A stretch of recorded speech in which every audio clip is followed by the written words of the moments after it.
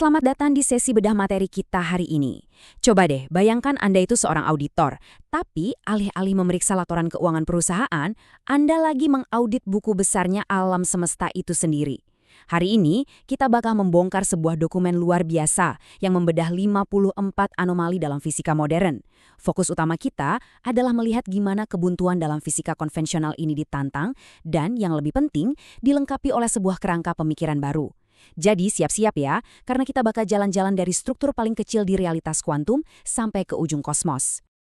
Nah, pertanyaan pertama yang harus banget kita ajukan, apakah fisika modern ini sebenarnya sedang runtuh? Selama beberapa dekade, model standar fisika itu ibarat pencapaian paling membanggakan umat manusia kan?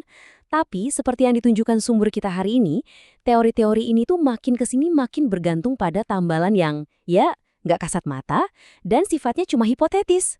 Gini deh, ketika data observasi nggak cocok sama persamaan matematika, fisika konvensional tuh sering banget menciptakan partikel atau konsep baru yang nggak pernah kelihatan, cuma biar persamaannya seimbang. Masuk akal nggak sih? Ini jelas memunculkan pertanyaan mendasar soal arah sains kita saat ini. Biar nggak bingung, ini peta jalan eksplorasi kita hari ini. Pertama, jalan buntu fisika konvensional. Kedua, masuknya formalisme Zuhri. Ketiga, solusi skala kuantum. Keempat, memecahkan misteri kosmik. Dan kelima, kepastian melalui geometri. Mari kita mulai. Bagian 1, jalan buntu fisika konvensional. Sebagai auditor alam semesta, kita harus jeli melihat di mana tepatnya perhitungan standar ini mulai berantakan dan gagal mendeskripsikan realitas fisik yang kita amati. 120. Dan percaya deh, ini bukan salah ketik. Angka ini merujuk pada fenomena yang dikenal sebagai bencana vakum atau vacuum catastrophe. Jadi fisika standar itu kan mencoba menghitung kepadatan energi vakum kuantum. Tapi tahu nggak, hasil hitungannya itu meleset sebesar 120 orde magnitude. Dibandingkan realitas aslinya, 120. Ini sering banget disebut sebagai prediksi teoretis paling buruk dalam sejarah fisika. Bayangin aja Anda ngukur panjang sebuah mobil, tapi penggaris Anda bilang panjangnya itu sejauh jarak ke galaksi Andromeda. Gila kan? Ini bukan cuma selisih kecil, tapi indikasi kalau ada hal fundamental yang terlewatkan dari catatan sains kita. Lanjut ke bagian 2, masuknya formalisme Zuhri. Pertanyaannya sekarang, gimana kalau kita sebenarnya nggak perlu mengarang partikel tak kasat mata buat memperbaiki persamaan yang salah tadi? Disinilah letak terobosannya. Formalisme Zuhri adalah pendekatan fisika baru yang diinisiasi oleh Abah Syekh Muhammad Zuhri.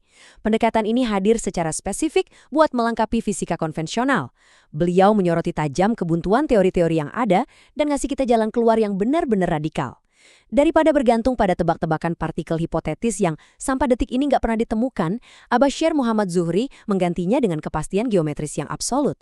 Pemikiran beliau ini ibarat pengawas yang sangat teliti, mengkritik kesalahan perhitungan dasar sekaligus menawarkan solusi mekanis yang luar biasa elegan. Oke, coba kita bandingkan langsung pendekatannya. Di satu sisi, fisika standar itu sering banget bergantung sama tambalan hipotetis. Ada masalah rotasi galaksi, oh tambahin aja dark matter. Ada masalah simetri kuantum, ciptakan partikel eksion. Singularitas tak terhingga di dalam lubang hitam, biarin aja matematikanya rusak. Sebaliknya, formalisme Zuhri merapikan buku besar yang berantakan ini lewat mekanika ruang dan geometri. Pendekatan ini menggunakan konsep pasti, kayak kontraksi metrik spasial dan penjepitan fraktal. Nggak ada tuh partikel gaib, yang ada cuma sifat elastis dan mekanis dari ruang itu sendiri. Bagian 3, solusi skala kuantum.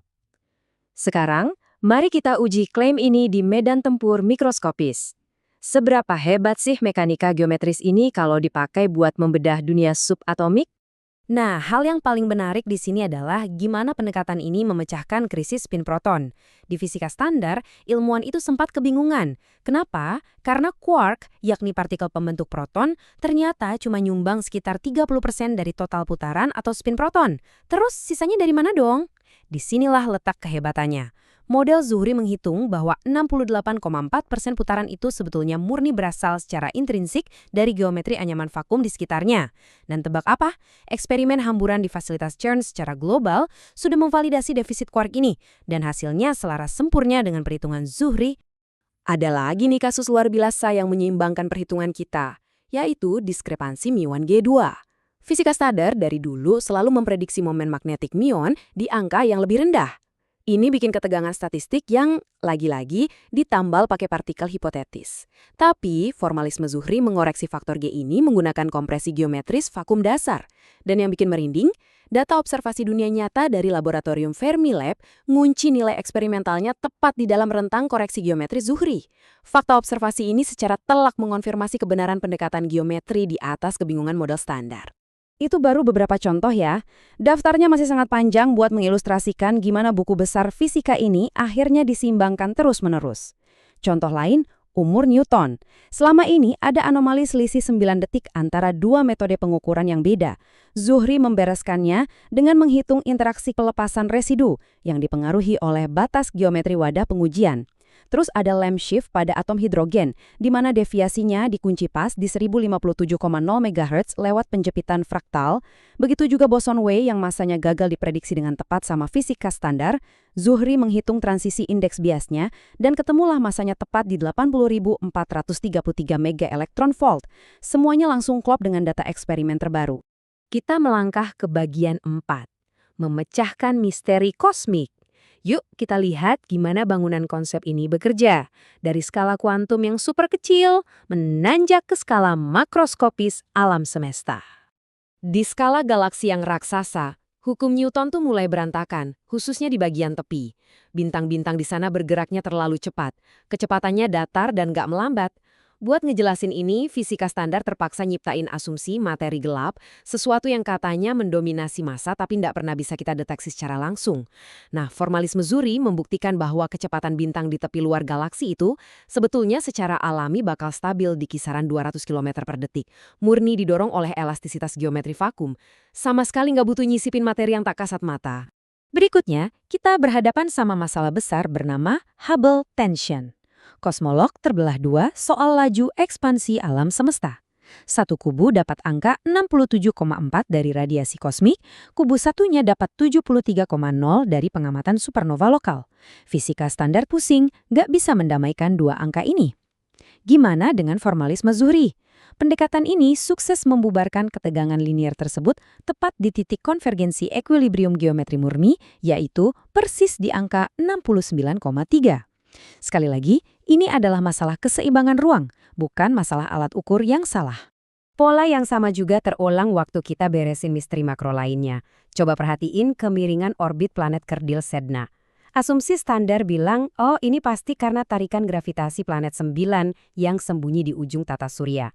Padahal, ini bisa dijelaskan dengan sangat elegan oleh defleksi elastisitas metrik vakum hingga 11 derajat.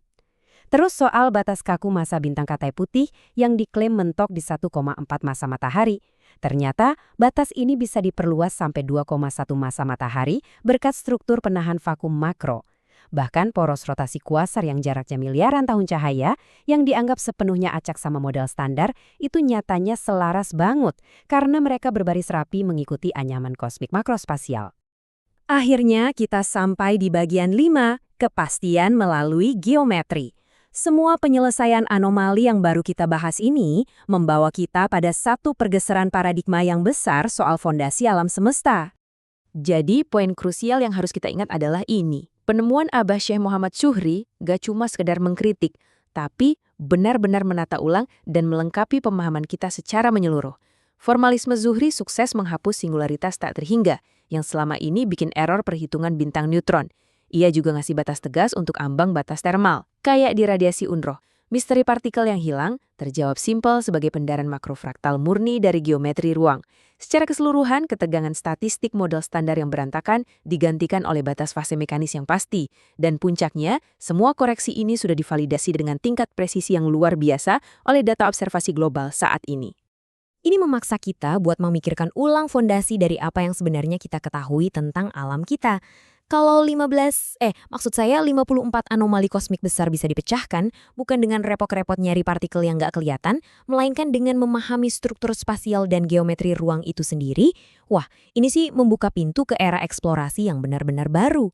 Nah, pertanyaan penutup dari saya untuk Anda hari ini adalah, misteri alam semesta apa lagi yang mungkin pada dasarnya hanyalah masalah melihat geometri ruang dengan jelas? Teruslah bertanya, teruslah mengobservasi, dan mari kita nantikan kemana kepastian geometris ini bakal membawa sains kita ke depannya. Terima kasih banyak udah bergabung di sesi bedah materi ini.